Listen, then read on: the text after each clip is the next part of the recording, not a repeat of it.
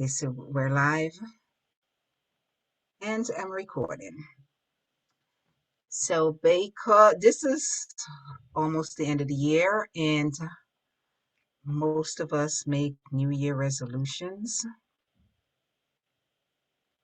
Most of us set goals that most of the time is very unrealistic. So tonight conversation is on transformation. And for me, recently, hold on. Eric, you looking at the screen to admit? Okay. Yes. So okay, cool, thanks. For me, lately, I've went through and made my own transformation. So I thought with the ending of the year and because of the plans that people make and me going through my own personal transformation, I just believe that we have the ability to change anything in our life that we choose to, whether it's our body, our mind, our finances, our association. And many people look at goals and transformation as one and the same, but there's basically a difference. Transformation is to make immediate and complete change, where you set goals is gradually. You monitor it, 2 weeks, 5 weeks, 5 years. Most people always ask you, what is your 5 year goal? When you transform, you look at certain situation and you said, I need to change this immediately, whether, and especially your finance, because that's one of the things that most of us are struggling with. I think we have a lot of professional finances on here that could probably speak more about that later on. But the thing is to transform is a mindset. It's getting up and deciding like I do not like my situation. I'm not happy with my situation. So what can I do immediately to get out of my situation? And for me, like I said, lately I just went through a transformation. I decided that there's certain things that I wanted to change, and I decide I'm just going to do it immediately, not discussing it with anyone, and asking them their opinion. Because one of the things when we want to change things, we get other people's permission. When we need to change, we don't need other people's permission because we already know the things about us that we're not pleased with or not we're not happy with, and we don't need a co-signer. So with that, I just feel that this is appropriate time to talk about the things that we can change, get feedback from others in terms of where we are today, where we are, and our plans going into 2022. Anybody have anything they want to share? I don't think. Well, I'm kind of a person who don't believe in New Year's resolutions because they're pointless. Most people, it's just something that you've been taught to do as a young person, so people just keep using that as a cliche. My thing is going into the new year. I already know the things that I'm going to do. I already have a plan, and that plan existed this year and is going to roll over into next year. So I don't think it's more so a thing about a New Year's resolution. The thing is, I already have a plan. It's just now about executing it, being more efficient with the idea or the plan.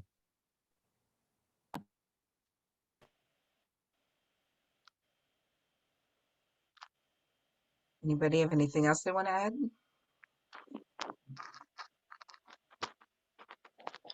Well, I can say for myself, A couple of months ago, I started examining my business, where I wanted it to go, the type of clients that I have, the type of work that I wanted to do, and where I wanted to approach that.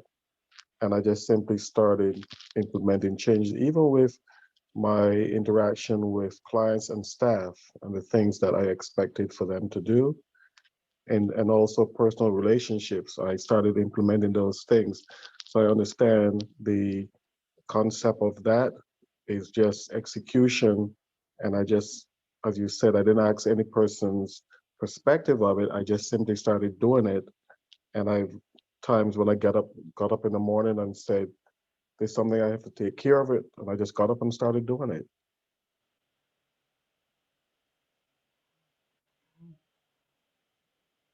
Anybody Yeah, else? I had a point to make if you're finished. Yes.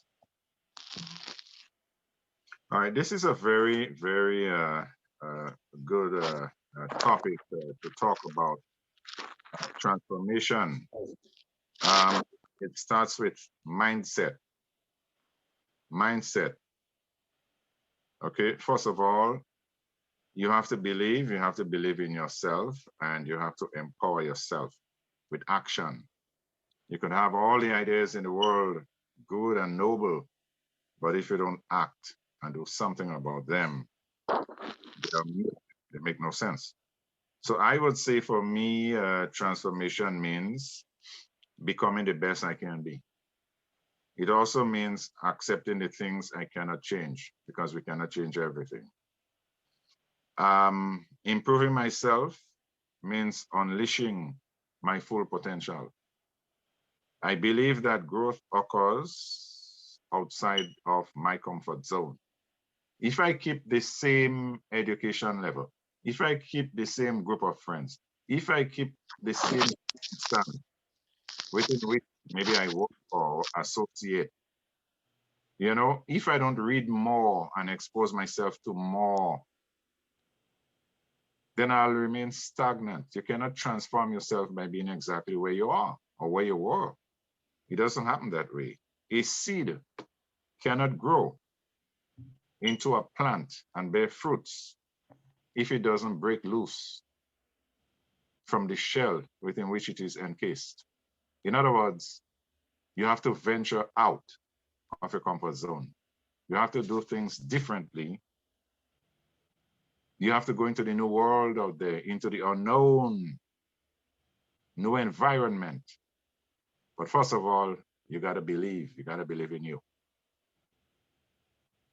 People who succeed in life, and go to the moon or whatever it is, they try something new. They have faith.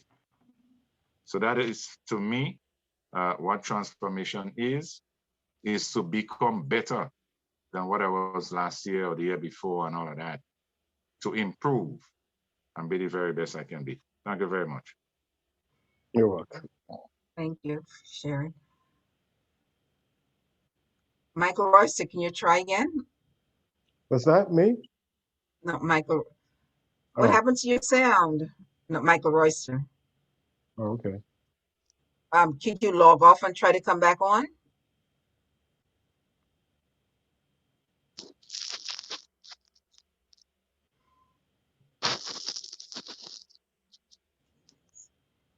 Okay. In the meantime, Carmen, do you have anything to add to that? I stopped making resolutions since I was 29. That's like umpteen years ago. 1 year ago. And the reason for that is every all year's night since I was 20, I was making these promises, these grandiose ideas that I'm going to do this, I'm going to do that. And by January 3rd, it went through the window, right? That's short.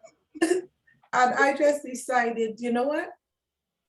I'm going to keep a promise to myself for once. I'm not going to make a resolution. It's pointless. If you're lying to yourself, you're lying to anyone. So I don't participate, right?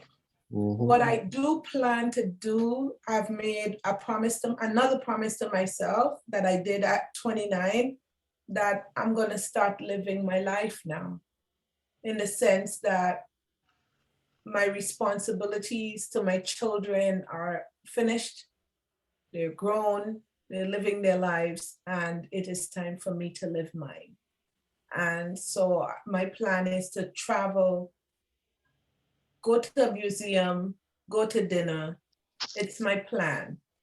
And I'm gonna stick to that. I'm looking forward to the next phase in my life. Excellent. Awesome. Okay. Michael I Royster, can you try again? He came on and I was hearing him clear, and I was like, oh, you got it right this time. Yes. Okay.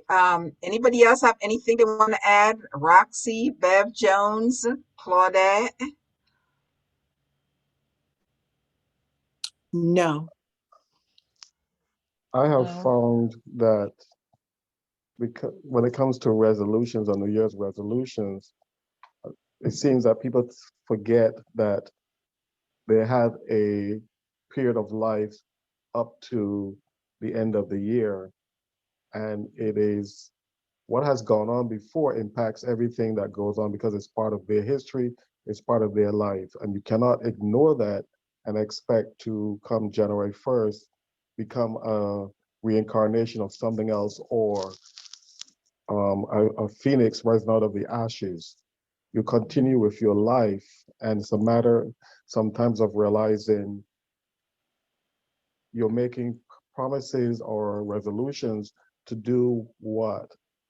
And if you're not taking stock of your life as it is up to that point and making resolutions, quote unquote, a commitment or a promise to make changes in your life, I believe that you also want to take stock of the fact that if you evaluate your life up to that point, what it is that you're trying to do, and not ignore your history of your whole life up to that point. So when people make resolutions, they're not necessarily looking to say, am I able to really commit and keep this resolution as such? So it becomes difficult, as Carmen said, come January 3rd, you're back to the same place. Your resolution was out the window because you may not have really fully committed to transforming or making a big change in your life. You're hoping that you'll do that, but the reasons for you to be in the way that you are, have you really given an examination or thought to that up to this point? That makes sense. It's like the person who says every January 1st that they're gonna start going to the gym. Then, 2 days into going to the gym, you realize it takes a lot of hard work to work on your Mm-hmm. body. Then you're Right. like, oh, my body's sore, like I can't do this, and just quit. You don't Mm-hmm. you don't pick a day and just be like, this is gonna be the day. It has to be a gradual Mm-hmm. um Build up. it has to be a gradual thing to get into it, because first, because like you said, you got to prepare for certain things, right? So Mm-hmm. when you're really like, I'm really about to start doing something, there's no day that's gonna dictate you doing it. It's gonna be life that dictates you do it. I'm ready to do it, and I'm just gonna go do it. Right. It's not gonna be a New Year's resolution to say on January 1st, that's when I'm gonna change my life around. It has to Right. begin from the previous years and you taking steps in order to prepare yourself for what you're about to do. Absolutely. Agree with that. If I could add, as somebody, I've hit a lot of benchmarks in my life. For those of you who probably know me a little bit, a go-getter, a trailblazer in many circumstances. I'm a person of color, and where I have been, and even now to this day, the way I look at it is you set markers. I do motivational speaking too, but you set markers in your life. If you want to wake up and say, come next year, I'm going to accomplish this, I'm going to do that, and I'm going to do that, deep down inside, you don't have a clue.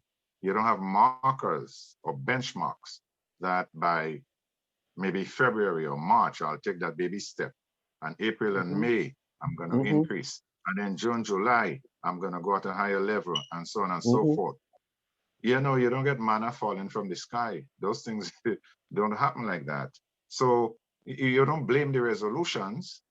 The issue or the fault or the blame is not the resolutions you make. Look in the mirror. Mhm. Action bring results. Results. I don't miss benchmarks. Failure is not something that is acceptable to me. I don't care if it's hell or holy water I have to go through to accomplish what I've got to accomplish. I am never going to settle for less. And I depend on me. I've always done what I said I'll do, and I deliver.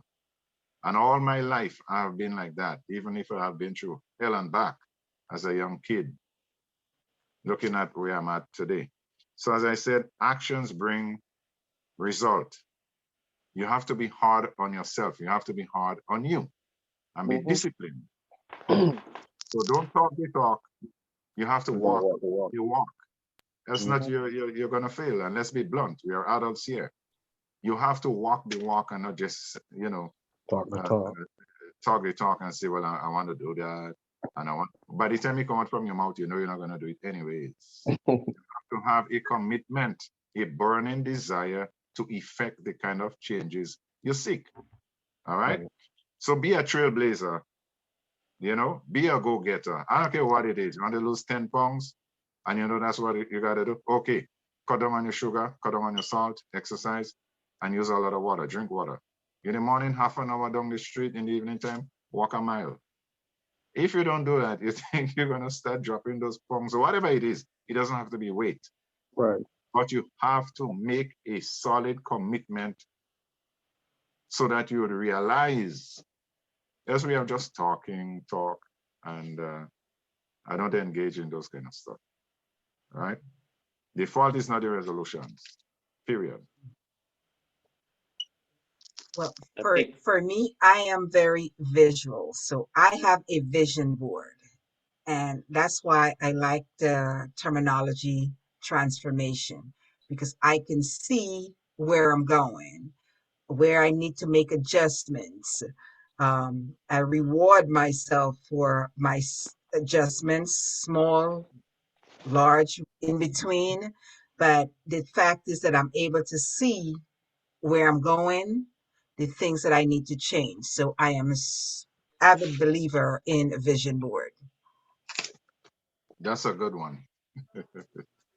it's good, It's, and it's in my bedroom where when I get up, when I go to sleep, that's what I see, you know. And for each step that I made, I give myself an excellent because I've accomplished that. Mhm.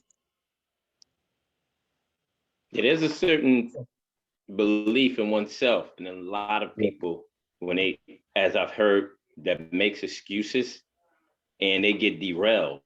But the first thing is, as the saying goes, if you can believe, you can achieve. I think I'm messing that quote up. There's more to it.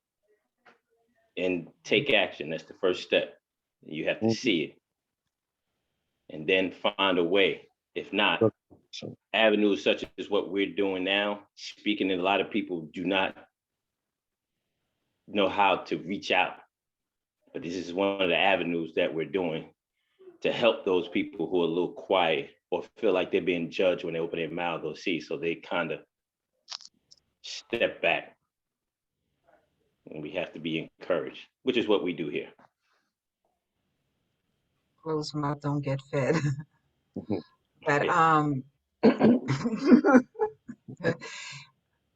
and one of the things too, you have to evaluate your surroundings. Sometimes we love people, but we have to keep them at hello, I love you, because they do not fit into our values. We don't have the same values, nor do they in the have the ability to help you get where you need to go. Not saying that we always have to be with people who's gonna help us, but they have to be motivators of the things that we're trying to do. Um, If you want to sleep all day and I want to, let's say, study further my life. I cannot hang around with the sleeper or the dreamer, you know? quite understandable. They can sleep all they want as long as they're not impeding you from what you're trying to accomplish.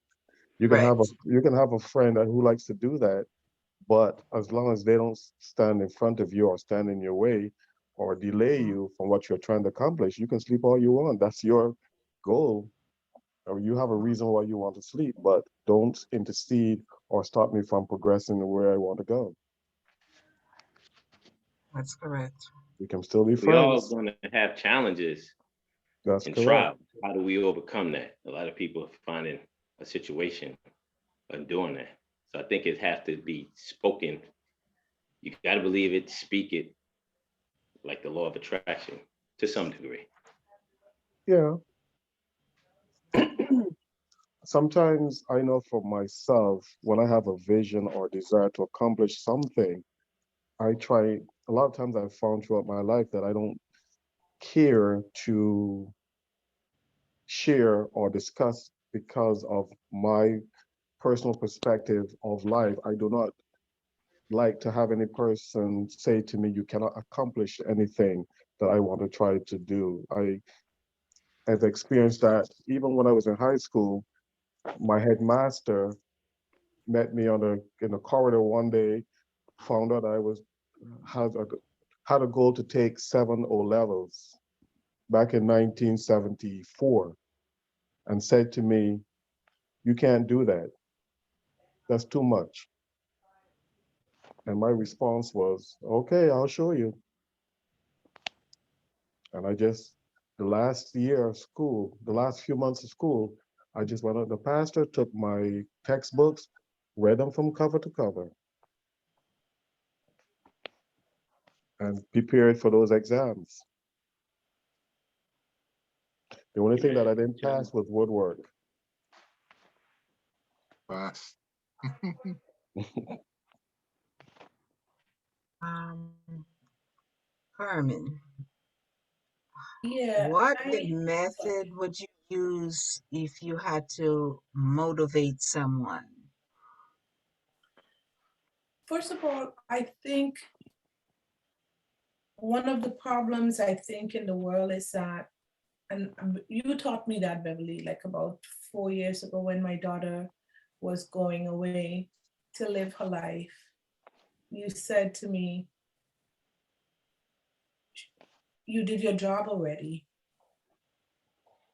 and you cannot decide for her. It's her turn now to make her own decisions.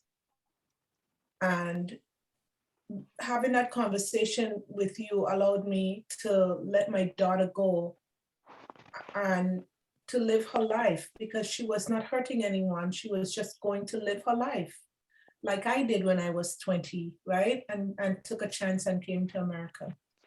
I think that sometimes um, we kind of assign blame when we make decisions for people, or sometimes we might think, well, they're not making progress. And being a special education teacher taught me that it might not be leaps and bounds for you, but for that person, Mm-hmm. taking just venturing outside the door Mm-hmm. is an accomplishment, right? Absolutely. And understand that our version of success might not be somebody else's version of success. Absolutely. And we need to give people the grace and the choice to choose their own path, not the path that we decide that we want to interject or choose for them. And I'm learning that. My transformation is that for the last 4 years, I've been learning to let go. And it started with a conversation that I had with Bev, crying about my daughter wanting to live her own life, get married, and go live and leave a legacy behind the way I left one behind. And Bev had to, like, girl, what's wrong with you? Now it's time to enjoy your life. You can't project what you want on your daughter.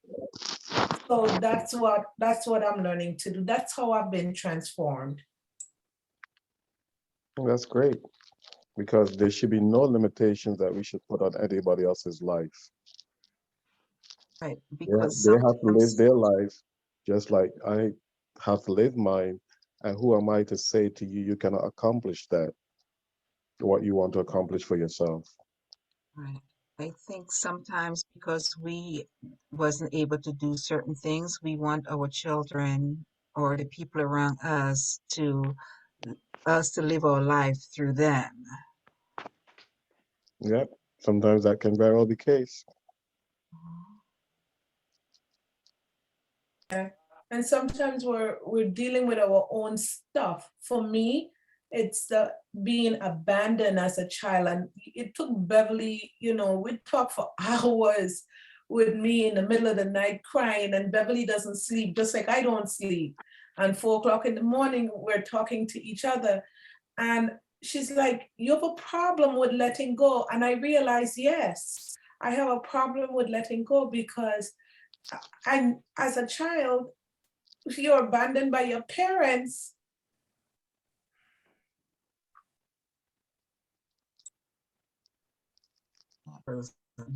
All right. We know it. It's tough. Yeah. Yeah. You can let it out, Carmen. My good friend Carmen, and that's an emotional. I know where you're going because I don't think some of you knew that I myself, at a young age, had been through a lot. I never thought I'd be alive to see today. Um, I would say faith in a higher power. Um, maybe an arm, somebody to hold you and care for you, reach Mm-hmm. out and touch. Mm-hmm. Very important. A community, it takes a community to raise a child. Sometimes Mm-hmm. you do need good friends. Debbie's your cousin, maybe friends at work or associates where you teach and so forth. So it's good to have a network. So when you fall or things are tough, somebody could give you a phone call and lift your spirit up or say a word of prayer, you know, and Mm-hmm. that could make your day. Just a good sentence or two of encouragement could mean the difference between depression and, you could pull through. So it's always Yes. good to have a good network of positivity around you, positive people. Thank you. Mm-hmm. Realize here that we are not here to express judgment, but to understand and empathize with the fact that there's something that you have deeply inside of you that you have to constantly or continuously be dealing with. And that's okay to let it go and be shown that part of your being, and knowing that it will not be something that be judged and make it more difficult for yourself to transform or to get through this period of your life with that hurt that's still deep inside of you. Yeah, I'm a work in progress. We, You we all know, are, so you're not the only one. We all are. We all have our We all are. skeletons and we all have our things. Some of us face them a little bit more bravely than others, but each and every one of us, if we sat down and examined each person's life, there's things in there that we are having trouble to overcome. yeah, Some of us don't um, acknowledge it and we suppress it and forget about it and move on. Some of us deal with it head on and say, hey, that's what happened. It's over and done with. Choice I made, something happened, didn't have any choice. And guess what? That part of my life is over. Some people, when they think about it and they look back and see how deep they were hurt by it, and they, sometimes you don't even realize the extent of the impact that these things that have traumatized you. And when you got a moment and you start to look back, then the feelings overwhelm you, and that's okay. As long as you don't let it destroy you or control you in the most important aspects of your life. Yeah, well, it doesn't matter how strong we are, we all have that trigger point, that thing that's going to Mhm. set us off or bring us back to a time of unpleasantry. Absolutely. That's correct. Unfortunately. So it's how we deal with it that makes a difference, as long as we don't let that control our lives, Right. and we're Hmm. able to move on, have that buoyancy, the ability to bounce back. Hmm. Yeah. And fight through it. Yeah. I I think that think, that sorry. how we grow up and like situation like I've stated before, the things we were talking about. So growing up in a broken home and a certain way that I thought what my father should have been doing and how I would be when I got married and how I would be a better man, a better father, a better husband. Hmm. And I think that type of vibration, I was around a rough neighborhood, but there was always that someone that seen something in me. I would Hmm. say that faith. So it was more positive, even though I was in a negative space of, I gotta watch where I go here because Hmm. this may happen. So I'm thinking, how do I protect myself? And then I have younger brothers and sisters. Right. So that person that kept the positive, see it this way, Mike. Don't do that. So Hmm. I believe that that vibration helped transform me as to not go a certain way. So then find something you like, find something you enjoy doing. As I grow up, even in a rough situation, I wanted to continue to do for those who believe I can always be better Absolutely. up to right now where I'm at. And I still want to Hmm. elevate and do better. Yeah. I think our transformation, if we're lucky, is continuous, right? Yes. So, Absolutely. right. So I think about how I've evolved over the years, and I've I saw, like, for more than 20 years, how I became like a helicopter mom, as as one of the labels go, where, because of my experience of not having my parents around, I made sure that my children grew up with their parents, fight to make sure my children had their parents, especially me, because I wanted to give to my children what I did not have. And so, as Beverly has been helping me transform into an independent person now, right? Where Hmm. you did your job already. So now it's okay. It's okay to don't feel guilty about spending $1 on yourself. Don't feel guilty about, don't leave everything for the children, enjoy some of it for Mm. yourself, stuff. I'm transforming before your very eyes. I am. Hey, Carmen, I'll tell you something. You probably watch some of the shows that I do. I was on George Grant, or maybe right along with Junior George, right? Talking about Grenadian history and all of that. And lo and behold, the topic had to do with the Grenada Revolution. I don't want to go there because I hid that from my children. And they asked me to come on. It was a special program. Thousands of people joined in. So I told my kids to go upstairs and lock the bedroom door. But children never listen. So they figured that, suspicious. Why is it you're going to? So both my daughter and my son, they pretended they went upstairs, but they didn't lock the door. They opened it back up and they came down to listen. What is it I'm talking about? Boy, and when I revealed some of the things that as I said before, I shouldn't be alive right now because I was shot point blank, Wow. point blank range with an AK-47 Hmm. by a soldier.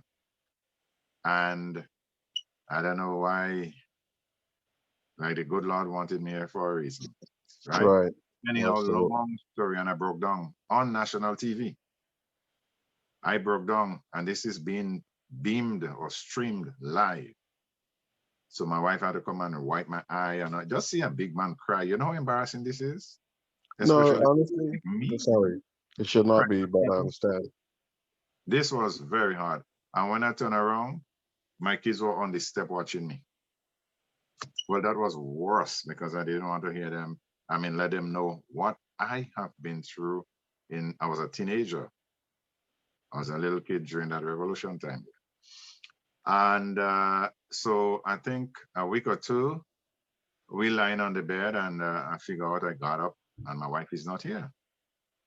So she went in another room. I have 5 bedrooms in my house.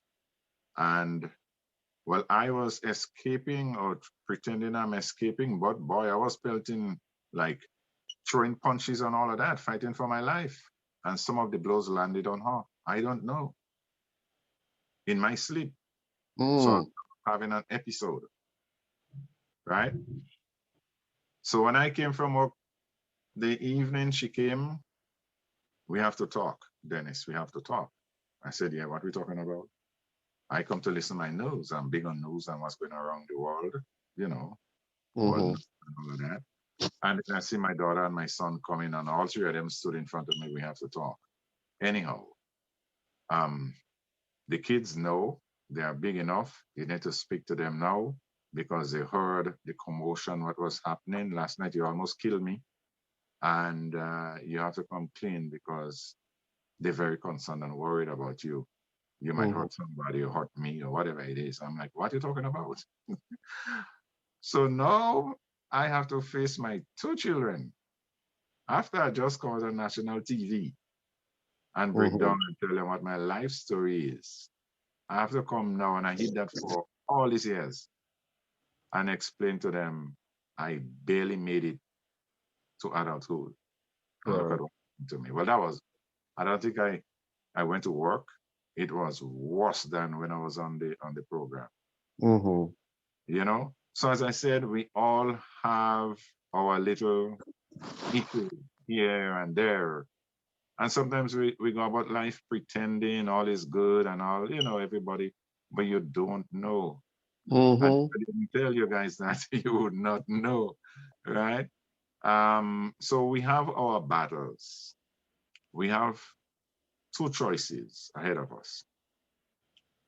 We become the victor, or we get victimized by circumstances. hmm We Correct. either decide to win or we fail. Failure and myself, we are not friends. hmm I don't associate with failing. So you know what I'm going to do? I'm going to ride that wave, right? I'm hmm going to overcome. I'm going to Right. do what it is to get to where I want to get. Come hell or holy water, as I said before. So I have that strong belief in me. Whatever it is that I aspire to do or to become or I want to achieve, it is hard work. I'm going to put one foot in front and make a move. Because you That's don't good. get from point A to point B if you stand up the same place. You Right. got You to have to start take that in first front step. and bust a move. And that is me. So cheer up, my sister. I know it was a hard experience, your childhood, but look at so much what you have accomplished today and enjoy life. Whatever you want to buy, it's your money, you work for it, you're worth it. Spend it on you and treat yourself. And you don't have to feel guilty. Take a trip to wherever you want to go. You earned it. So now enjoy it. Correct. Right. Correct. Right. Correct. Correct. Correct. You know, Um. Go ahead. sometimes sometimes we put everybody ahead of ourselves instead of, you know, taking care of ourselves. It's kind of like most of us, all of us have been on an airplane. What do they tell you? Put the oxygen tank on first, put it on first, then take care of the next person. I think that's the lesson that we have to take throughout our lives. You know, worry, take care of you first. Be in the best mental health so you're able to take care of the people, your loved ones, or anybody else that's around you. Mm-hmm. Has to be self, and don't be, thinking you're selfish. You're not selfish at all, and just do it with no apologies. Mm-hmm. I quite understand. Dennis, may I ask you a question? Yes, sir. Are you still of the perspective of the view that a man should not cry? I was. I broke down so many times. After that happened, the other big show in Grenada wanted me on again. I said, okay, well, I have to man up now and, I have to be macho and all of that stuff. But Mm-hmm. yes, so I talk, I go out, around the bushes. I didn't want to get at certain thing. And, he went right there and asked me those things. Mm-hmm. And I'm, oh my gosh, you had to do that. And just right then and there, I couldn't make it again. Mm. So today I called the potential prime minister, no prime minister, but he was busy. Before I came here, I just came from another group, which I started you know, a group, a chapter here they asked me to do that in Georgia here. Mm-hmm. I'm going to go home. I don't think I'd run, but I'll help campaign for the upcoming election. I don't Mm-hmm. think I'm going to be a candidate. But everybody know who I am and what I've been through and so forth. And they draw Mm-hmm. strength from it. I missed death about 4 times. Wow. Yes, 4 times, and I'm still alive. Thank I God don't for know that. if There's people often. purpose. There's a reason and a purpose for me You being have here. you have purpose. Yes. Yep. That that man not supposed to cry thing. Back to that. That is conditioning. Mm-hmm. From we spoke about that a while back. It's the difference how we treat a male child versus a female child. Man, you're strong. You're not supposed to cry. Get up, dust your knees off, and keep going. You know, Yep. don't let anybody see your cries. Almost like men has no emotions. Takes a lot more courage and strength to show emotions and weakness than Correct. to pretend to be brave and everything is okay. So that's why I asked the question because I've told my grandson, there's nothing wrong with you crying. You let it Mhm. out, it's okay. Don't let anybody tell you that men don't cry because that's a lot of crap. You Or have they just emotions, cry you in have you feelings. cry in the dark where no one can see you. No, you let it out, you Suppress show it. those feelings. Yeah, No, you let it out, you show it, it's okay. Don't let anybody stop you from crying. If that's what you want to do at that moment, just let it out. Suppressing it only just makes your life that much worse. correct.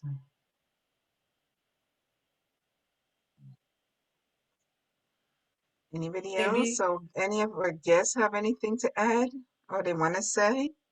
And it doesn't necessarily have to be on the topic. If you have something on your mind that you want to talk about, feel free to do so. We're sharing. maybe for a lot of people, their transformation is like, especially for the guys, I don't know, realizing that they could cry. Because part of the problem is for a lot of us is that because men don't cry, we think they don't get hurt. Correct. And and for the other part of the transformation for us female is not to look at them as being weak when they do express their emotions. Right. I never saw it that way though. It's a I lot, don't a I lot. I mean, right, because we are realistic and we understand right. it. But for a Right. lot of women, they don't understand that. They look at him as a weak man. Hmm. But as I said, it takes a lot more courage to cry in front of a person than to pretend that everything is okay and so stifle your feelings and act like you're Mr. Macho. And then it comes out in a different way because you suppress those feelings. And then when you get physical and violent, people ask, well, what's going on with you because you suppress this emotions that you're not supposed to show. At some point, it has to come out in some form, and sometimes it comes out in the wrong form. That's correct. I think there is a word that is called release. I do meditations. I connect with the inner me, my inner self. Mm-hmm. I always wake up early in the morning around 3 and 4 o'clock, and my mind is clear, and I just think about things, meditate. When I come from work, I even go in the tub, play some nice relaxing music, classical music, put Mm-hmm. on that, just unwind and become myself. I'm one with nature, one with the universe, Right. cleanse and refresh. Those things are good. Absolutely. When you feel rejuvenated and all of that. Just let go the past. You had an unpleasant day. It didn't go well with your boss, your supervisor messing with you. You come back tense and upset. You're mad, you know, because folks sometimes they go to school and they look at the news with kids these days. Go to school with a firearm and just shoot, Mm, you know, whatever it is, just work out the emotions and you know, count from 1 to 10, breathe, let it out. If you have all that pent up feelings and all of that, it could turn into anger and it could turn into violence. It could whatever manifest itself in different forms. and it's You know, destructive. you know something, Dennis? Yeah. It's funny you say that because transformation doesn't really happen to people that don't know what to do, right? Mm-hmm. So Correct. I needed to transform to allow my children to be independent human beings. But I didn't know how to do that because all I knew how to be is a hovering mom. Now it took someone else to show me the way, right? So that I could transform. So it's good for us to we always tell people, well, get over it. But the question is how though, Right. right? Right. If Mm-hmm. if we all had this thing where we could just get over it, there would be no hurt in the world. There would be no we just get over it, just get over Right. it. Right. Get that. Right. But we have this has to be something that we learn. We have to have the coping skills. Not Right. only With everything not we only have to give. Go ahead. sorry, not only that we have to have empathy with people and try to understand where they may be coming from and not become so absorbed with our own view of life and perspective, but allow those people to be able to vent, get things off their chest, and examine what they're going through and listen to what they're going through and empathize with them. Right. Well, we also have to give them the tools. Just like you're saying, Carmen, you tell people get over it. How do you get over it? If you don't give them the tools, it's like, what's the alternative? You might say to people, oh, stop using drugs. Okay, you're going to get up one morning and you're just going to stop. Stop doing this. You're going to stop. So give me a set pattern. Give me the formula. Once I stop, what's going to happen? What's the end result? So you have to give people the tools. And something else that is good is a listening ear.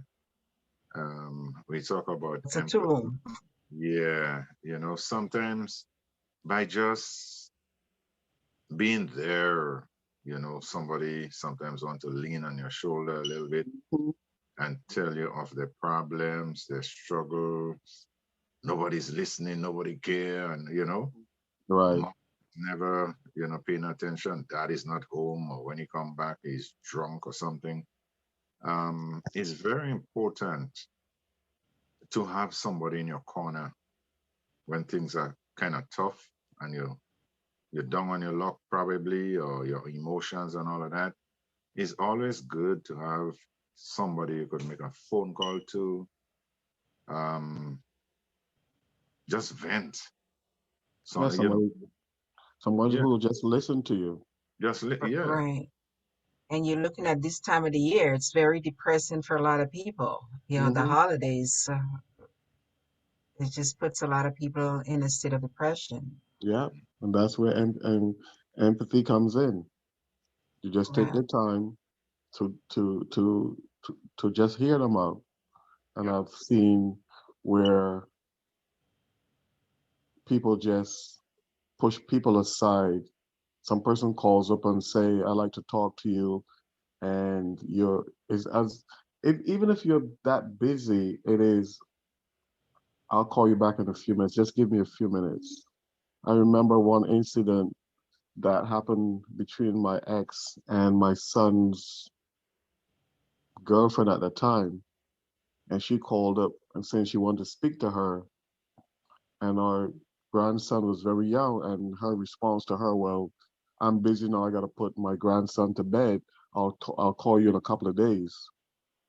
And I said to her that was something that was she should not have done, because you do not know the reason why Hmm. that young lady called you to speak to you at that point in time. And if you had said to her, maybe give me 20 minutes, I'll call you back to find out what's going on, as opposed to saying to her, I'm busy now, I'll call you in a couple of days. A couple of days, that person might not be around. Correct. You know, and at least to listen to see if it's something that needs immediate attention. Absolutely. Yeah. Sometimes life and death is at that one phone call. Absolutely. In that minute, you need some person, and some person pushes you aside and say, well, no, what you're going through is not important because they didn't take the time to at least try to find out what it was about.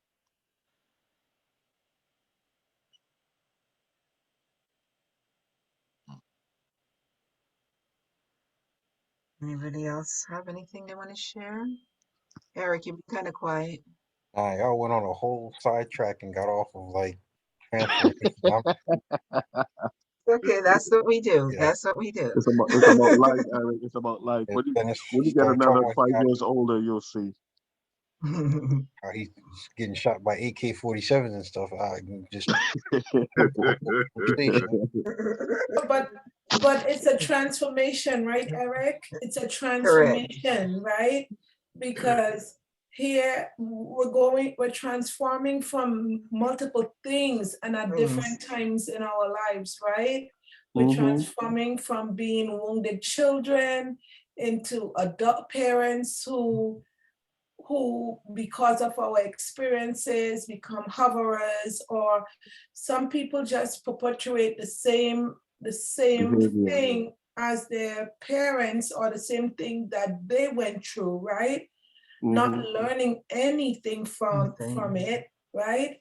So it's transformation in everywhere, all the time, about everything in life.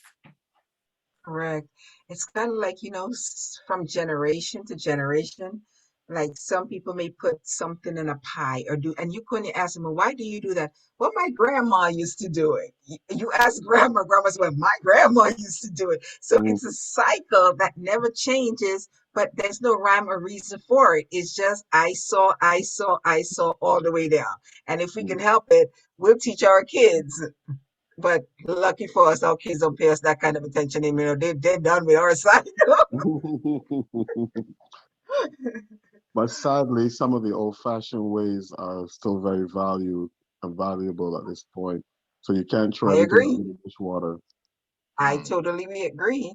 But the thing is, we never question anything. This generation, they question everything. which is okay because then As it they forces us should. to think.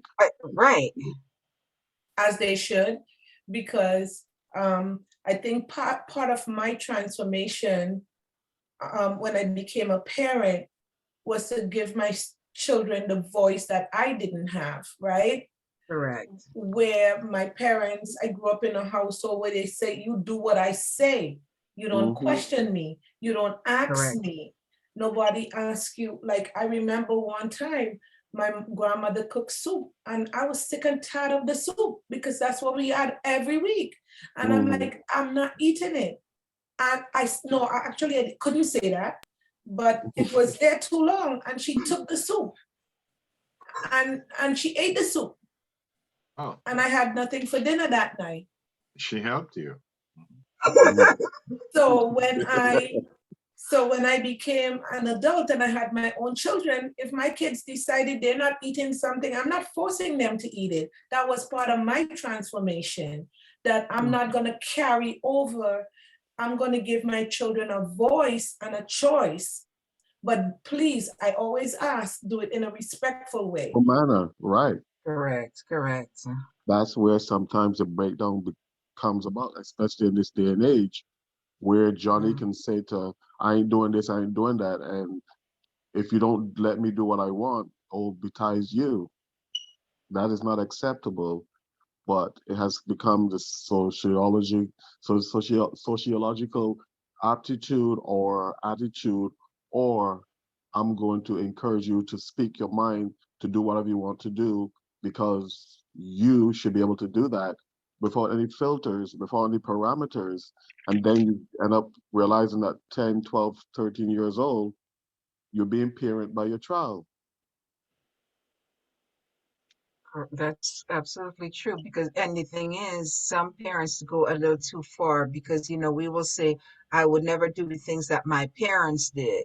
Mm-hmm. And you give your kids too much control. By the time you decide, okay, I'm going to take that control back, it's too late. The horse is out the barn and galloping Mhm. away. Correct. Correct, correct, correct. Um, I wanted to. I saw a video today. Actually, Eric sent me a video that was very interesting, and I have to talk about it because Mm-hmm. it's a form of transformation. Share it. Share This, it with us, Bev. I posted. Okay, let me try to get it. Okay, But did hold you ask Eric's permission to do that? on. Mm. He's okay. He's okay if I share Oh, it. you can share it. No, it's not him personally. It's I just know, something no, that he I shared with understand. me. No, Okay, okay. I understand. I'm just saying he gave it to you, and You're trying to bust Eric my can bubbles. respond. Okay, that's fine. All right, let me try that again. All right.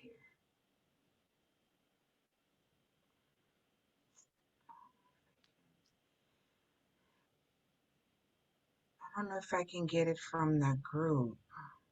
I don't think I can get it.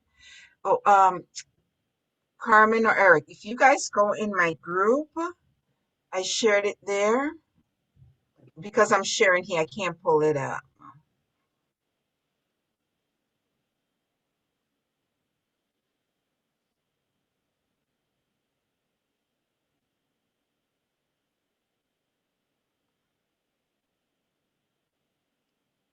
Hold on.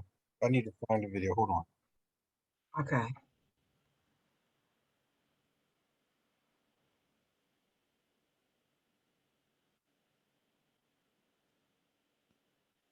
While Eric is doing that, some people think that you only experience one transformation in your life. Not so.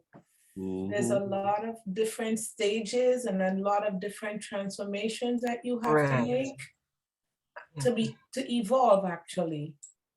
Right. Because there's also personal transformation, there's body transformation, the transformation of your mind. Mm-hmm. So that was interesting. That's why I wanted to share that video. I thought it was kind of interesting. Um, it's more on a personal level. Eric, you got it? Eric is getting it. No worries. He's getting it, Beth. Okay. Like even for me, I had to transform also in the way I think and in the way I allow people to treat me, Hmm. because before I didn't think I was deserving of being happy or somebody treating me properly, right? Mm-hmm. Maybe I didn't even know what that looks like. Mm-hmm. And then I had to learn that you deserve decency, right? Mm-hmm. You deserve respect. But I had to have a transformation of my mind to realize it's not asking too much for somebody to treat you with care and to love you and to want to protect you. Right. It's not too much. So that I No. I got had that. to have a transformation of the mind too. Correct. I pulled it up. Let me see if I can share it now.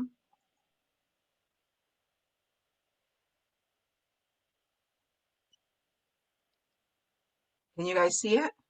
Mm-hmm. I see the screen. Yeah. Oh, I just You found it. hear it? No, No.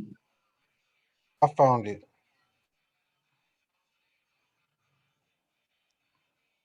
Hold on. I found it.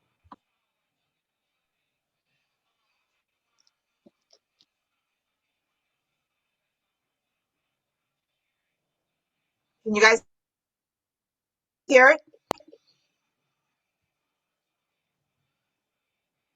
Other women and what other women want. This is about what she wants. So let's take a listen, and when we come back, I want to point out a couple of things that she's saying that I think were outstanding. I was making this video though because I learned a very good lesson about myself this morning, and I wanted to share it. This is not about anyone else. This is just strictly about me. So the point of me making this live was basically I realized today that I have nothing to offer a man.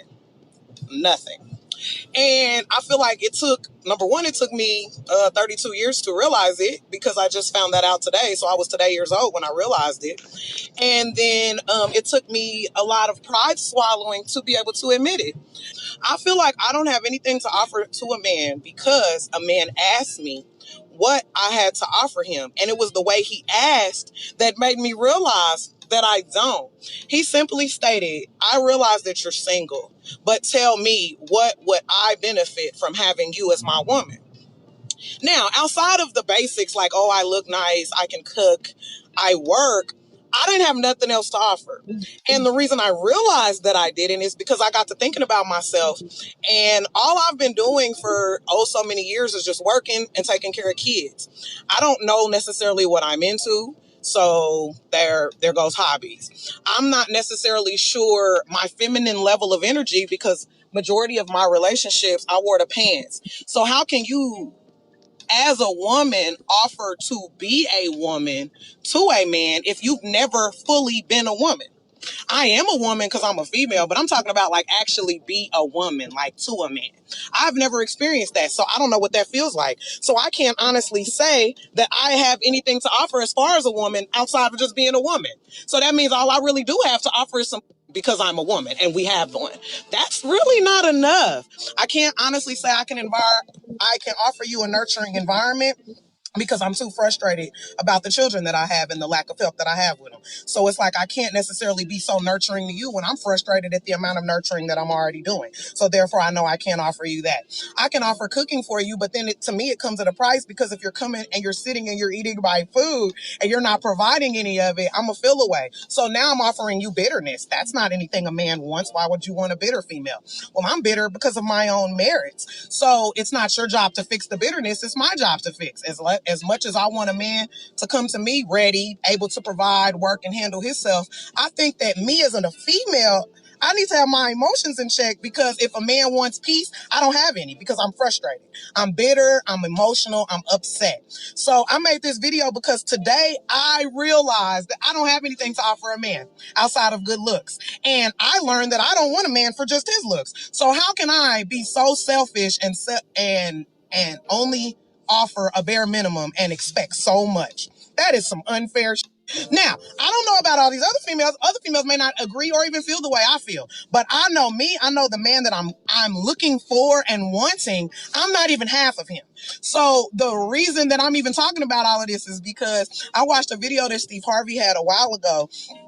And what he said was that when you're out looking for a spouse, you should find a person that is a cup that is the same type of cup as you. So if you imagined yourself as a water bottle, and this is 2 Ozarka bottles, if you meet a spouse that is just a cat, and then you're a bottle, when you go into pouring into this person, they're a cat. So that means they can only hold a cap full of what you've poured. Well, if you pour everything you got into them, they've only held a cap full amount. So now it's time for them to pour back into you, and all they have is the cap. But you're still this whole bottle. So you expect this little cap to fill all of you up. That doesn't work. So now I'm realizing I've been walking around feeling like a bottle, but really I'm a cat. And I'm out here looking for bottles, and these are shaped like bottles, ain't full of shit, and I have nothing to fill them with. So I'm empty and low, and these men are empty too, and I'm out here mad about it.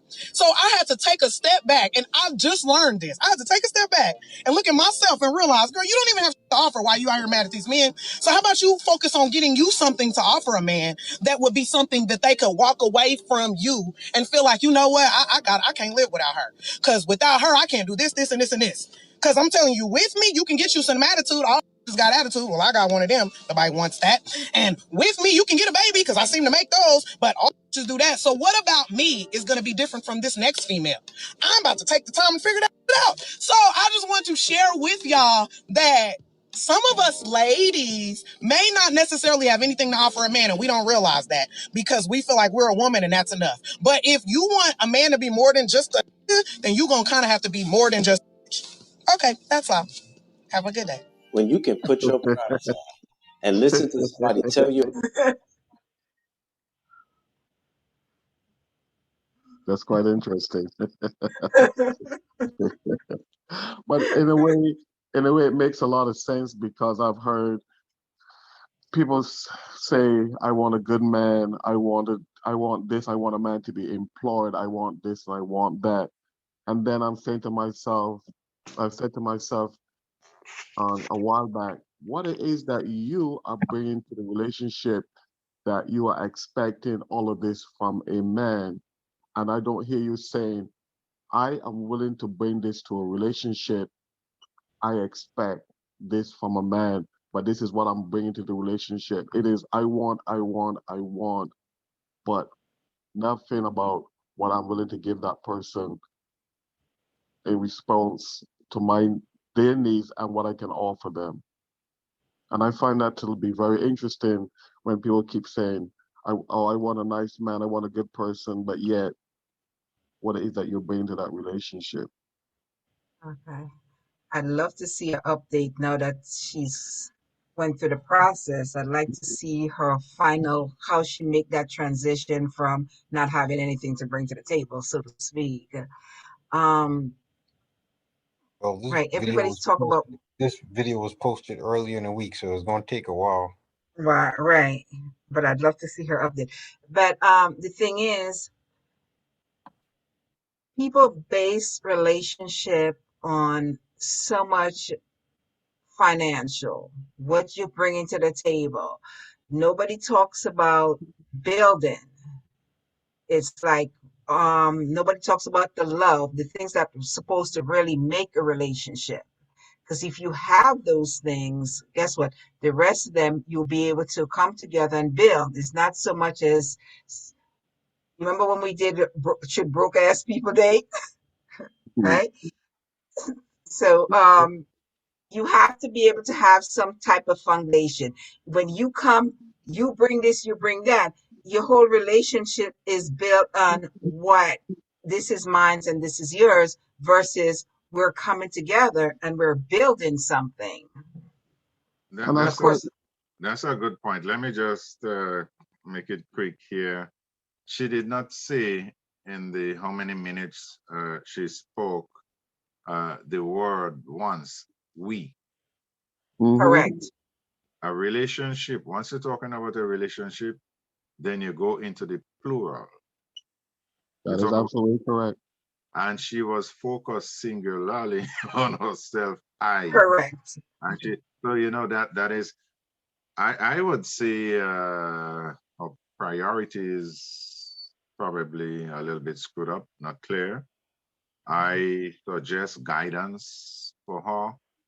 We normally say brought up C. I don't know. Right. Current president. but but you know what?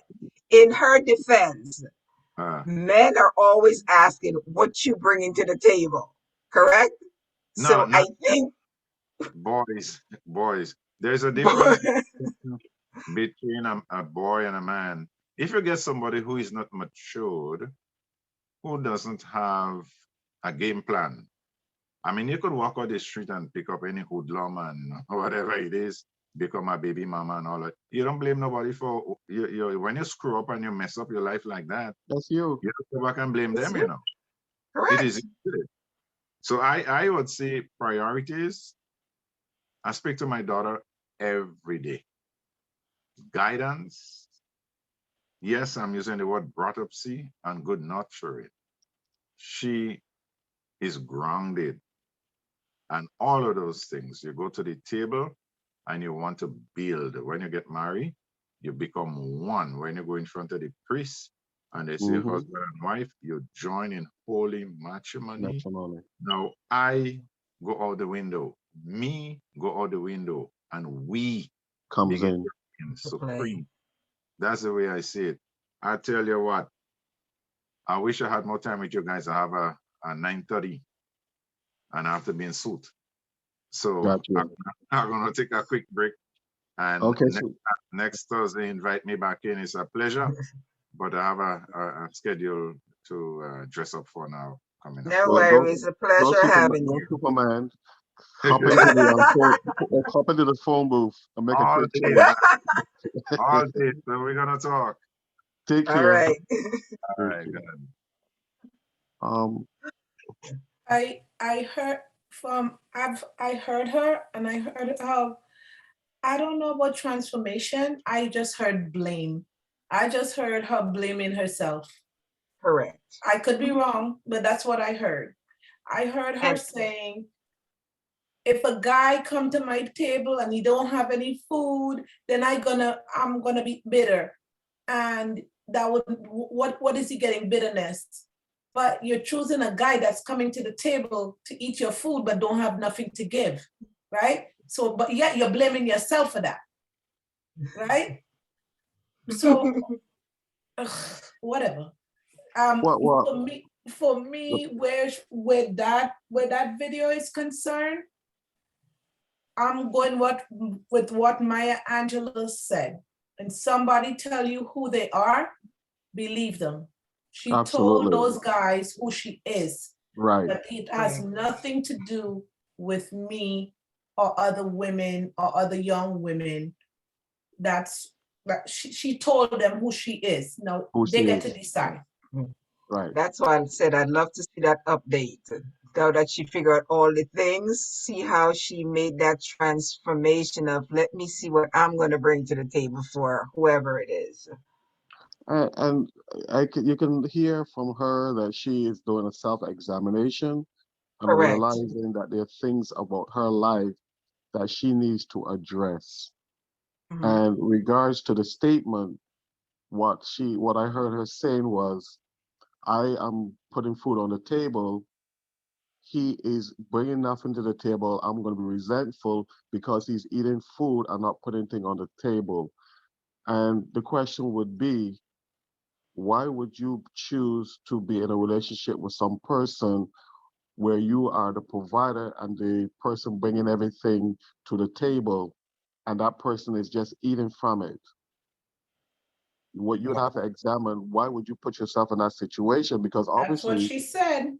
No, no, yes, but why would you put, she also talked about her comparing herself to the cap in a bottle, and she's the cap and not the actual bottle. So she really she can't fill the bottle in her way of saying that she can't fulfill a relationship because she has very limited thing to bring to the relationship. So, she's taking accountability for her right? past mistakes.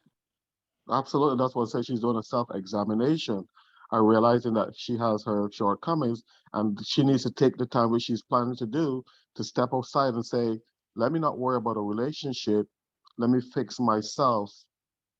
And then I'll be able to feel better about myself in a relationship because I feel that I'm be a better person to offer some persons a better relationship. And that's to me is a self-examination. It becomes very important to become Right. self-aware of your shortcomings, your not your inferiority, but your shortcomings and things that you need to fix within yourself to feel better about your well-being and your life and what it is that you have to offer to society and not just another person. Yes, and she also said she compared him to an empty bottle, right? She said he's an empty bottle and I'm an empty cap, and we're both empty people. So, like I said, she's telling whoever it is Yeah, it's what who she she is. is, who she is at the moment. Right. Right. And obviously the positive about that is, yes, I realize that I don't have a lot to offer because no matter what, we all do have something to offer. And somebody would take what you have to offer and make a goal out of it. It is for Correct. you to realize that, yes, I don't have a lot to offer now, but I'm going to work on me to be in a better position. And if some person comes along and accepts me where I am and is willing to work with me, as I'm willing to work with Mm. myself, we can form something magnificent. But you don't want to demean or diminish yourself where you feel you have nothing to offer, because we all do have something to offer.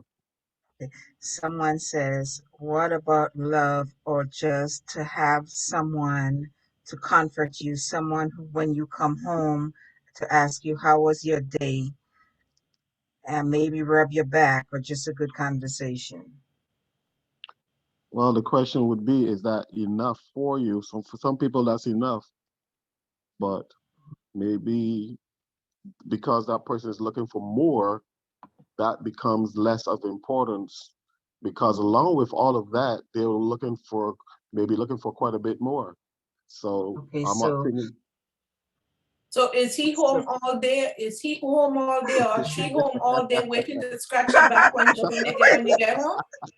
yeah, well, okay, so in reference to what you say, Mr. Husbands, if you have that love, you have the person who makes you feel comfortable, wanted, and loved when you come home, is that enough to motivate you to transform your life Mm-hmm, into a we are going to do this? We're going to do this now. How mm-hmm, can we make our life better? right. Yes, because you can meet some person who are at the lowest point in their life and has very little to offer, but they have a desire to transform, to become that much better.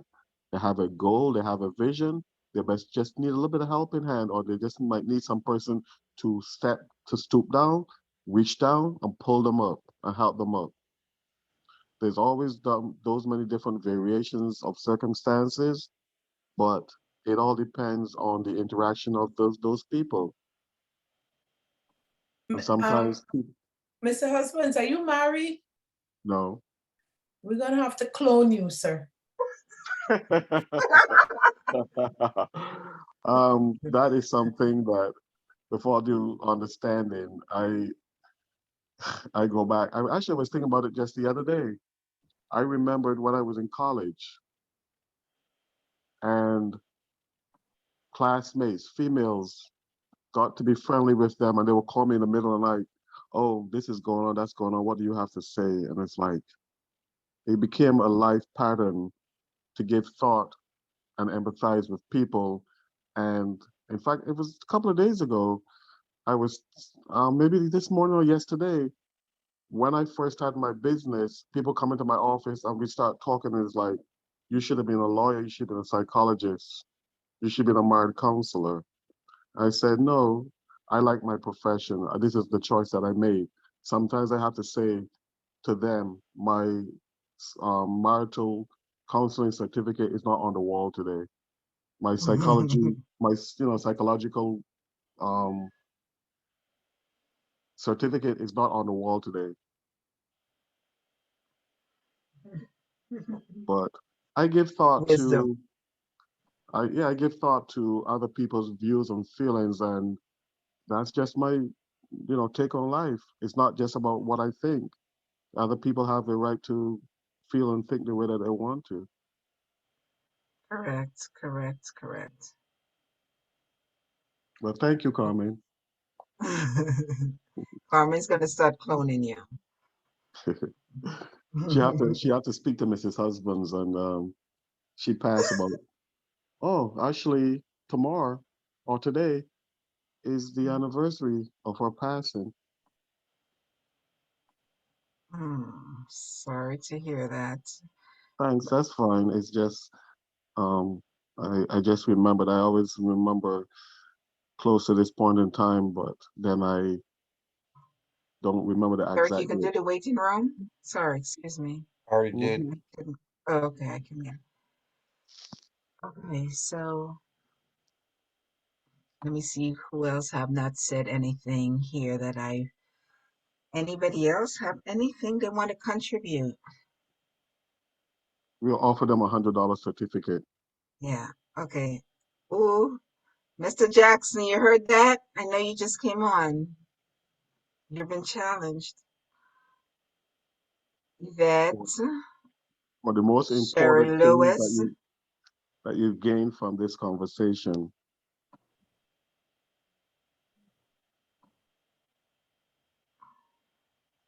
I'm sorry, say that again. they get $100 certificate for if they can speak about the most important thing that they gain from this conversation. What? Hey, you guys jump on that. Yvette, Sherry Lewis, Bev Jones, Bev Claudette. Road, rich friends. They don't need $100, Mr. Husband. I guess not. I guess not. It's Christmas time. I guess not. Hey, y'all better take that and put that in the corner in case that man or woman give you that gift. You can say, honey, I got one here for you too. Right? I'm just saying. Absolutely. Certificate. A gift certificate. A gift certificate. Mr. Jackson, how are you? He disappeared. I can't hear you.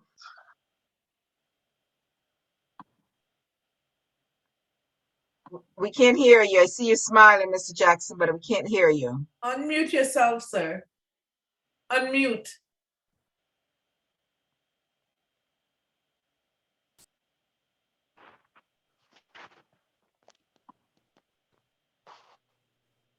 Bev, he's not muted. Something's wrong with the speaker or Something something. is wrong with his speaker. Yeah. Yeah, I couldn't get that audio. Yeah, something's wrong with your audio. We see you trying to say something, but we can't hear you. Yeah. Yeah. Do you have AT&T? I have a Verizon. Oh, You trying okay. to say? Because AT&T don't work. Oh, really? Well, my phone's AT&T, but the internet is Verizon. And I thought I had it. Understood. How are we Yes. doing now? So, Do we hear me now? yes, we can. All right. So I just got in late. I apologize. When I first came on Facebook, I listened, I heard everybody speaking, but I couldn't see my face. So I had to go back on Zoom and get in. And I apologize for being an hour late. But I listened to some of the encouraging speakings, and it's wonderful. Carmen to Michael to Claudette, Eric, of course, and of course the Spice Island Queen and Bev, and Cheryl. And so I listen, and I will keep listening. So if you need me to say anything, just let me know. Yeah, we want to So, know what is one way you've been transformed, and why do you feel you needed to transform? You're talking to me? Yes. yes, Okay, our topics are transformation. So, can you tell us some way that your life has transformed or in the process of being transformed? well, I think very simply, it's been transformed by people and meeting different people in the world, in my area, where I live and where I don't live. I think it's important that you should try to extend your knowledge and meeting and talking to different people in different places, learning about different cultures, and then you transform within yourself. You learn that everything is not only in New Jersey, everything is not only here where I live, it's in different states and different countries. And so that's a transformation I think everybody needs to learn to do. It's important. You're just not only us and me, it's, Right. it's the whole world, it's the whole diaspora. That's correct. That is true. Correct. That is So, true. Absolutely. Thank you for sharing that. sure. I try to do that. I try to do that wherever I go. Mm-hmm. Thanks. You know, Beverly might know that I'm a musician, I'm a DJ. So when I go out and play my music, I try to play to everybody as much as I can, different kinds of music genre, and make people happy. So that transforms me into a better person, making people happy and keeping them knowledgeable about themselves, about their history, about where we came from. And that's important. Eric knows about that. Yeah. He Correct. knows. Correct. So Yes, indeed. there you have it. And what would you Mhm. say, what would you say has been your greatest transformation? The one that has had the most impact on you? Well, my desire, it's within you, and my desire within me is meeting people. That's my greatest transportation. Is speaking like this, like the Zoom. I think when this came out, it's one of the greatest things that ever happened. I mean, every time there's a for example, like we had these issues with the COVID and everything for the past year or 2 years. But then out of every down, there's an up. Out of every bad, there's a good.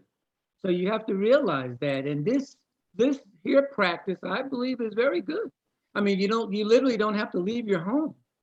You can converse with people, meet with people, see people, and you don't have to touch them physically. You can see, you can talk. So that to me is one of the greatest things that can happen. Good, correct. Nice. Thank you for sharing. Okay. Sherry Lewis, she wants to speak on her transformation. All Hello, yours, Cheryl. everybody. Hello, Hi. everyone. Hi. I had mouth surgery, so I can't come on off put my camera on.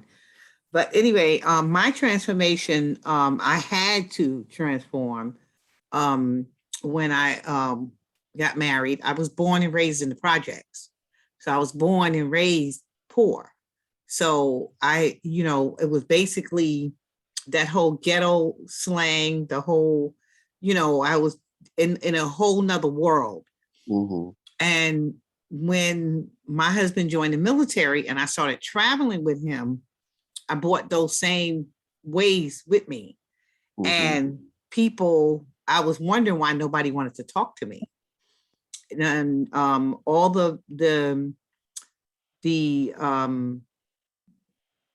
guys, the military guys kept me, they didn't want their wives around me because I had that whole, oh yeah, girl, I wouldn't put up with that and blah, blah, blah, blah, blah. I had everything twisted, So I had to learn, how to basically communicate.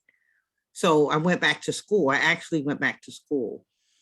And once I went back to school and I learned how to communicate, things, began to change for me because I had a really bad, attitude. But it was, I know it was my environment because that's where I was, was raised. It was just a bad environment. But then, once I got out and saw that the world wasn't that small little, area, it was bigger than where I came from. So I had to adjust and I had to deal with people. And then I started to learn that everybody is basically the same. It's just that we're all, from different cultures and so forth. But there's one common, there was always one common we're all basically the same. It's just we have, you know, different cultures and different ways about ourselves. But it was a hard transformation. That was hard. Well, congratulations that you were successful in making that transformation and putting yourself in a better place. Yeah. Cheryl, are you pleased with her? With myself? Yes. Oh yeah, I'm extremely happy. I'm extremely happy. Yeah, I'm happy. I'm happy. I didn't think that anything was wrong with me, you know, at the time until I had to actually really see that I was a problem, you know. So, but I'm And happy. it's not so much that you're a problem. When we are in our environment, we're comfortable. That's where we are. That's what we know. But until we step out of that and we see that people act differently, their lifestyle is differently. It's kind of like how they say when you travel to other countries, you learn the culture. Right. So it's basically the same thing. So if we're there, that's all we know. That's true, because going to you know, living the country that I did live in, which was Germany, for like 9 years, and that was a big difference. And one thing I learned from that, by me growing up in a, you know, all black neighborhood, because I mean everything was, you know, just everybody was black. I didn't live around white people or anything like that. And one of the things I learned is they like that's when I first realized that a lot of times we look at things and yeah, there's prejudices and so forth. There's a lot of that, but we tend to get offensive a lot of times about it. But the European, well, I'm just going to speak on Germans because that's what I know. I lived there for a long time. They treat each other horribly. They treat each other so bad. And when they come and do it to us, we get offended and we think that they're prejudiced, but it's not really that. It's mostly they're just mean people. Not all, now, I'm not saying all, but a lot of them are. And, you know, I mean, I have examples, but I won't go too far, but they weren't nice to each other. I used to see a lot of the things they used to do to each other. And I was like, ooh, that's not nice, because I actually worked with them as well. Like I had, you know, worked for the government and they worked there too. And they were mean. I mean, they were mean and nasty to each other. So, you know, it was easier for me to be able to deal with, I guess, Europeans and Caucasians and different cultures, because, you know, a lot of them are just mean to each other. So I don't take everything as an offense, you know, anymore. Cheryl, you're absolutely correct, because Eric told them when Eric came back from, where you went, China, Eric? Yeah. Right. It's the same thing he said. He said, Ma, they treat each other just like they do us here. It's so we don't take it personal. Yeah, definitely. They were rude to each other, but because sometimes you don't understand what they're saying to each other, but just by their mannerisms, you can tell. Yeah. Wow.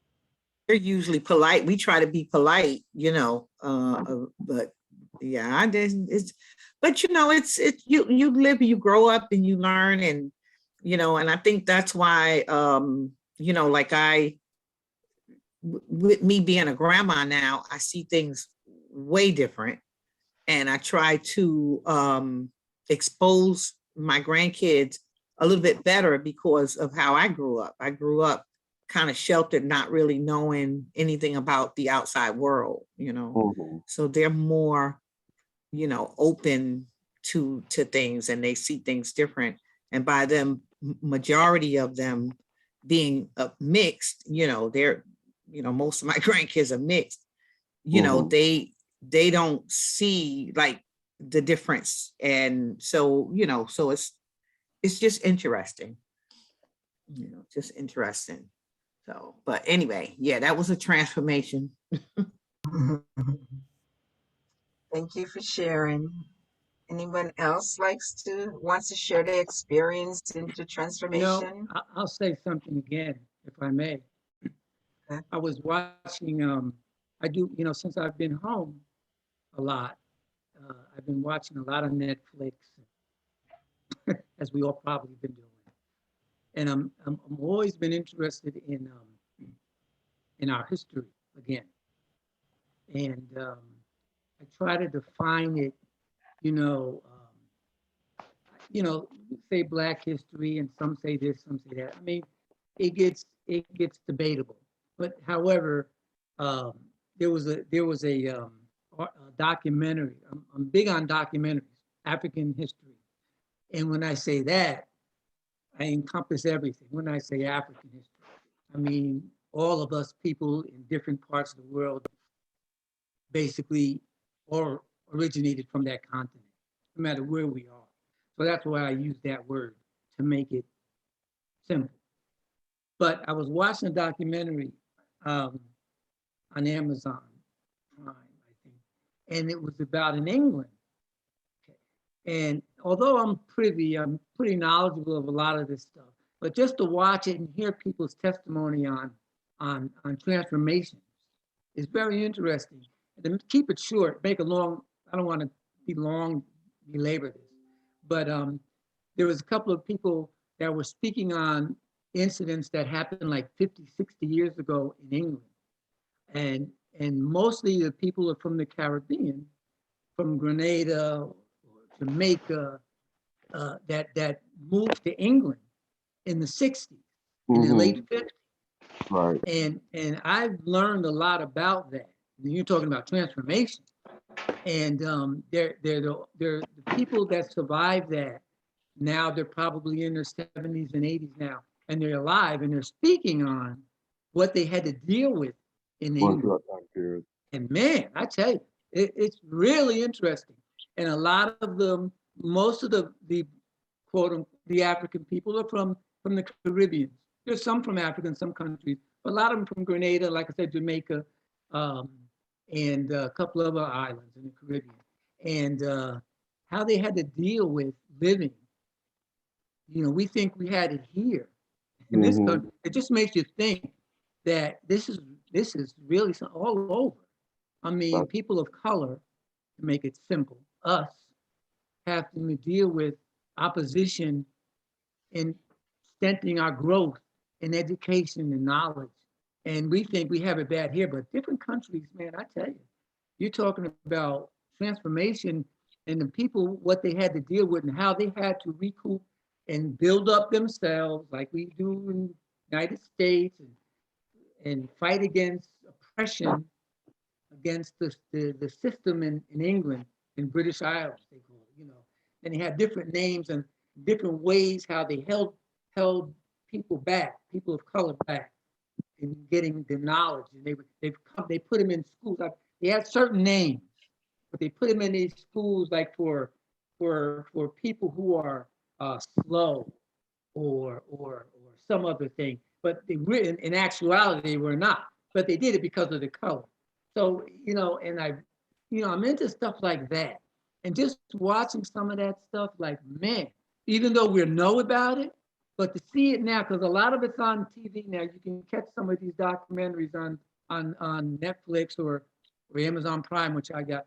It's really interesting, and you learn how people deal with certain things, and it's us.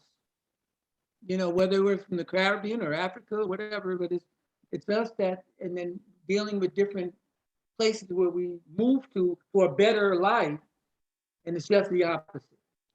So the fight, so I always say, every time I go on Facebook, I always say the struggle continues. It continues, and we have to continue to struggle and never give up. Never.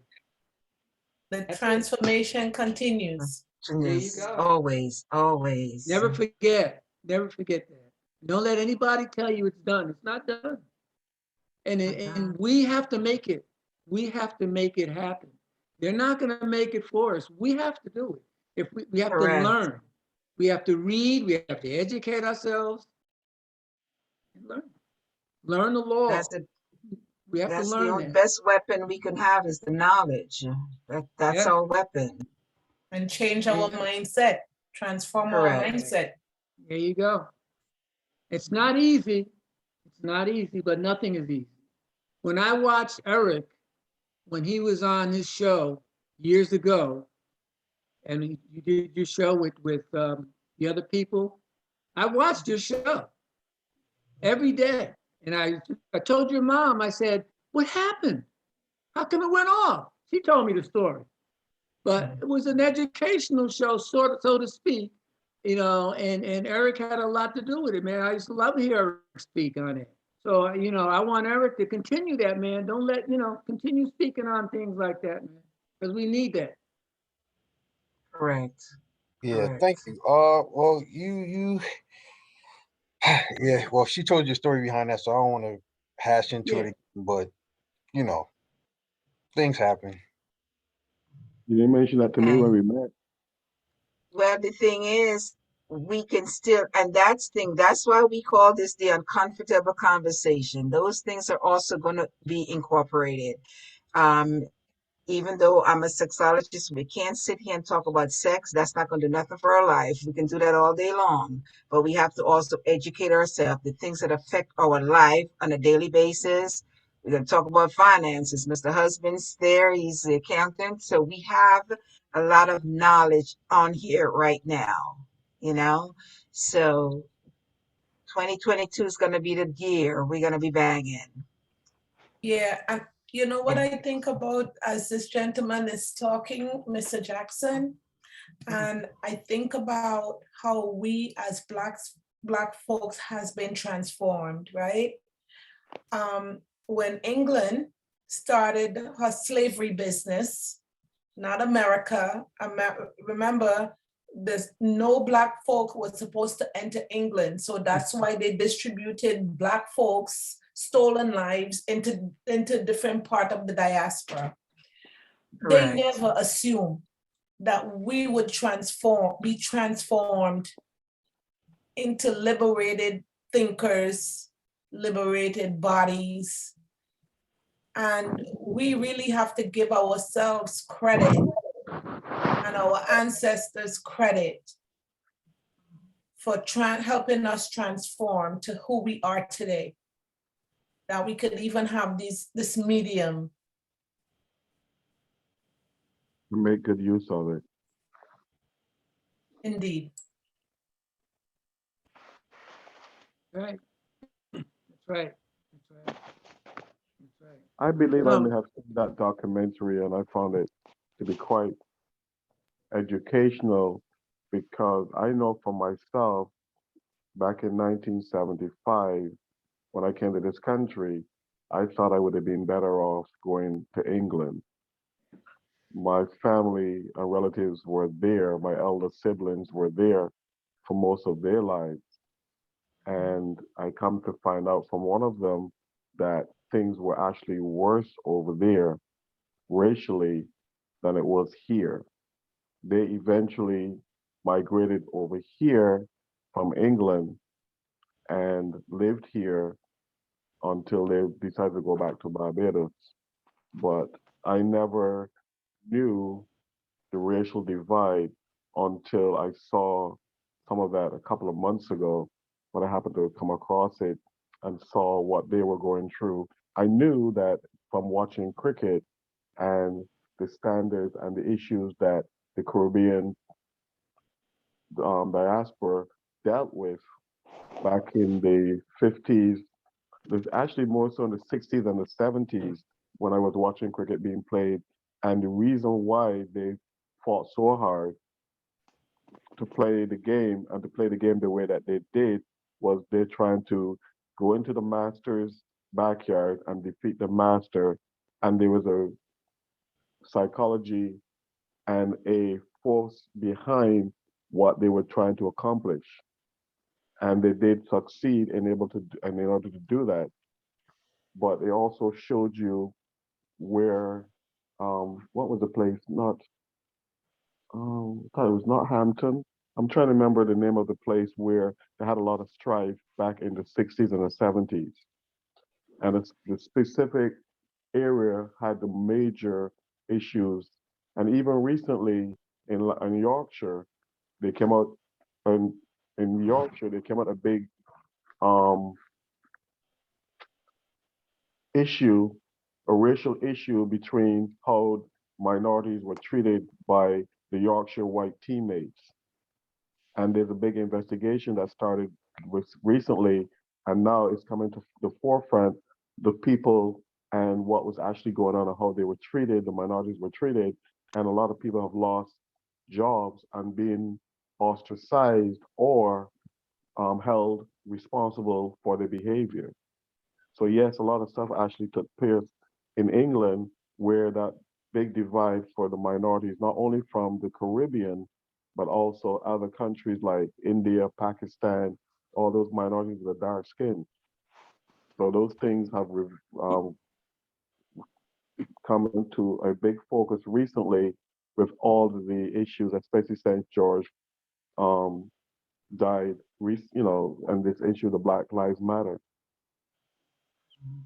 And the name of that documentary is called Subnormal. Mm, Subnormal. And it's called Subnormal British Scandal. And it's on hmm Amazon Prime. I watched it. And Yeah, it's only an hour long. I But think I saw that.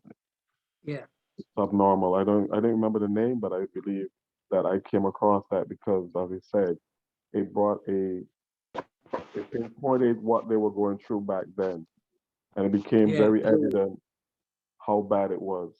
yeah. Anyone have anything else they want to share on their transformation, how their life has transformed? How would you like your life to transform for 2022?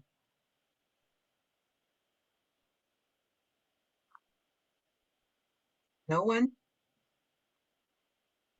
Transform Anyone what? else? You said people how do you want 2022 to transform people's lives? No, no, no. I just make a, me, I always have something in between to say. No, I'm saying, how would you like your life to transform going forward into the new 2022? We all, like I said, I don't like to do resolution or anything, but we should all have something to work towards for next year. Life cannot remain the same, whether it's to educate yourself, some kind of improvement of your life. Well, To continue, everybody's gonna give the generic answer of um, you I want know, to lose weight. making more money, losing weight, uh, the regular stuff. Right. Well, I And can say, sorry, for myself, my goal is to be, which I've always wanted to be, to make a concentrated effort to be much better at what I do, and also who I do it with going forward. Meaning that I am minimizing the those who overutilize my time and my experience and not make themselves better, but waste a lot of my time and take advantage of my generosity and giving in terms of advice, information, and so on and so forth, but doing nothing to improve themselves or their businesses. So I found that even though I've thought about it in the past, I've been making a concerted effort to make that change where my business is going to be dealt with differently. I set the tone. My clients no longer sets the tones.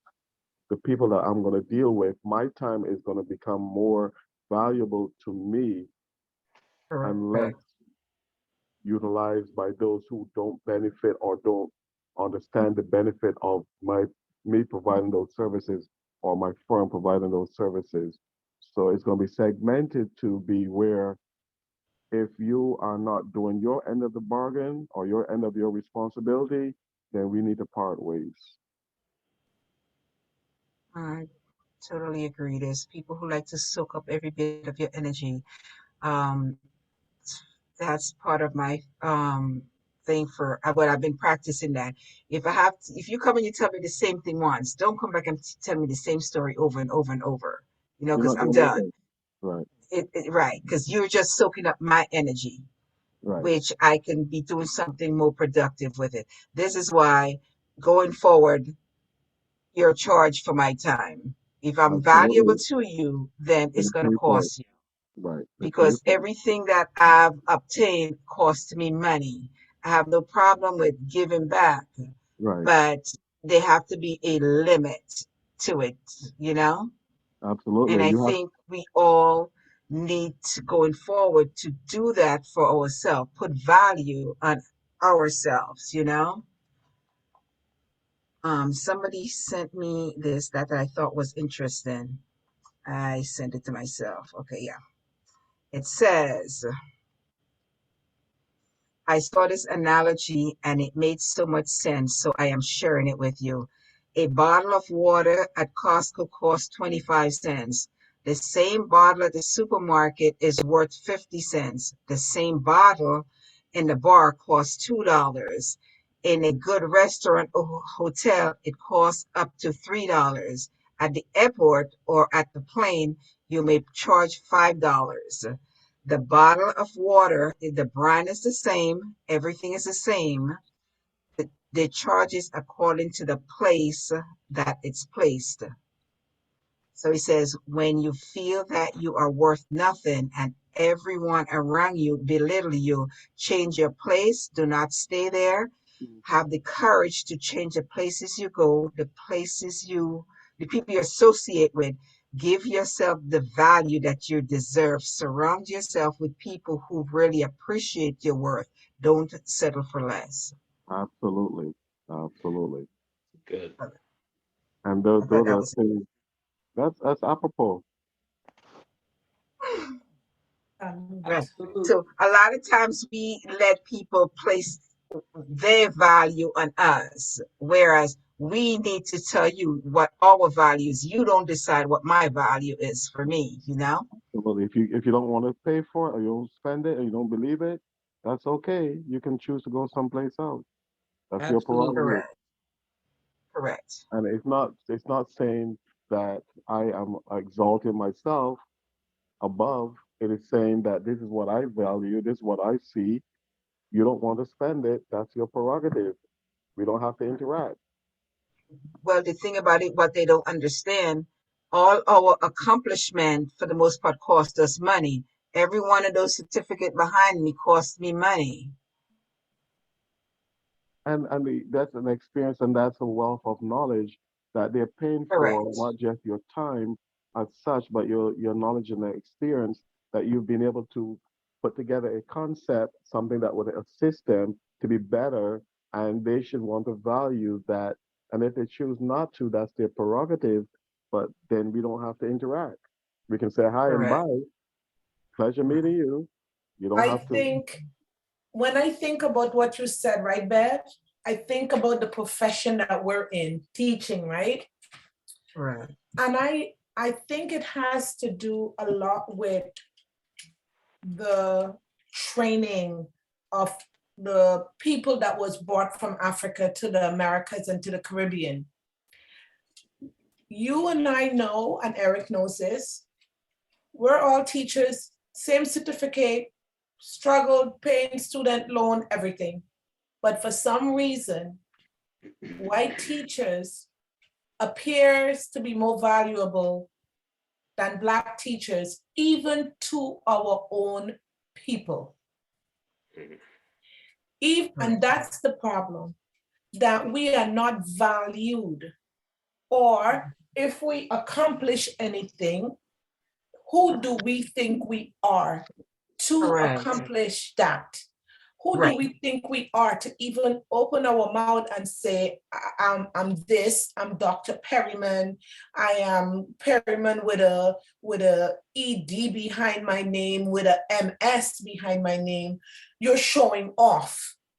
At the Correct. same time, if a white young lady, she could be 20 and has a MS after her name, oh my God, she's accomplished so much. But I think, again, is the value we place. And I had to learn that only recently, that it's okay. It's okay for me to say, I've accomplished this because no one gave it to me. I had to work for it, and it's still paying for it. So I think we as Black folks need to change our mindset and the value we place on each other and the accomplishment that each of us has been able to accomplish, because we've come from a long way of a whole continent trying to oppress us and stop us from accomplishing anything. So when we do, instead of allowing people to demean, belittle what we've accomplished, we would need to surround ourselves with people that says, okay, the world is not seeing you, get up on my shoulder, let me show them. Yep. Absolutely. Absolutely. Yep. Yep. Absolutely. I think of Marcus Garvey. I think of Marcus Garvey. In his day, man, need I say more? Absolutely. No, That is yeah. quite understandable. And a lot of it too, I find, becomes from how we see ourselves, even though we may have been brought up in an environment where that is perpetuated. It becomes for us to reiterate and make sure that we speak of our value to others, to say, yes, I believe I'm valuable and you are not going to diminish me or undervalue me because you have some preconceived notion or you buy into this concept or this belief that I am showing off, or who do I think I am? Well, you know what? You can continue to believe that because I'm not going to stay down here with you. Correct. I think that one of our takeaways tonight should kind of be going forward is to start lifting each other up. Doesn't matter whether they accept it or not, but you Right, give it to them anyway. You right. know, let them know that as my sister, I appreciate you. I appreciate your accomplishment. Mm-hmm. Maybe by us doing that, they'll be able to move forward and share that with somebody else, make them feel that way. So we have, in order for anybody to love us, we have to love ourselves and we have to love our own. That's quite understandable. Quite And understandable.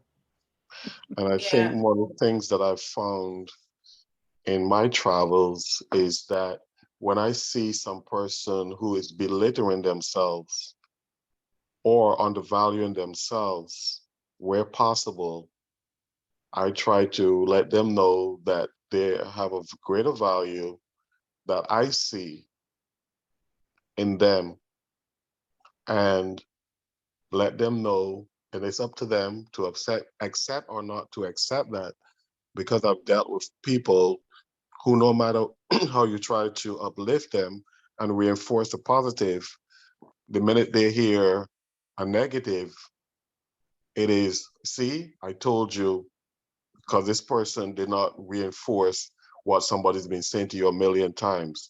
But one time that person comes in and make that negative comment, you fall apart.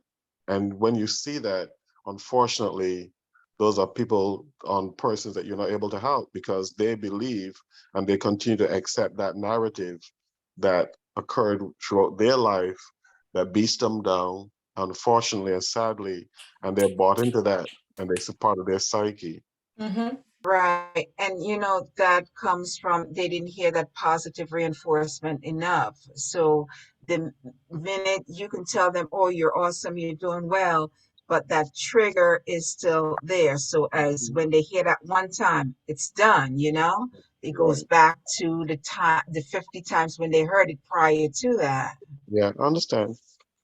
And I'm not diminishing that, but it becomes what I'm saying, it becomes very difficult to be supportive of that person and try to keep reinforcing it because you know that the minute something happens, it's going to be knocked them right back. And then it's like, oh, you see, Correct. told you. Correct. Yeah. Like, But I think with that, like we mentioned before, we have to also provide them with the tools. I might not, I can say, okay, you're doing wonderful. And I already know that the minute someone says something negative to you, you're going to backslide. So can I provide you with the tools that's going to help you so you don't backslide? Excellent. And I'm taking one thing away with me, Bev, your bottle analogy. Same water, same bottle, same maker. different Where price. are you gonna be placed and what's gonna Right. be your worth? I want to go in the airport for $5. I want to go JetBlue for $6.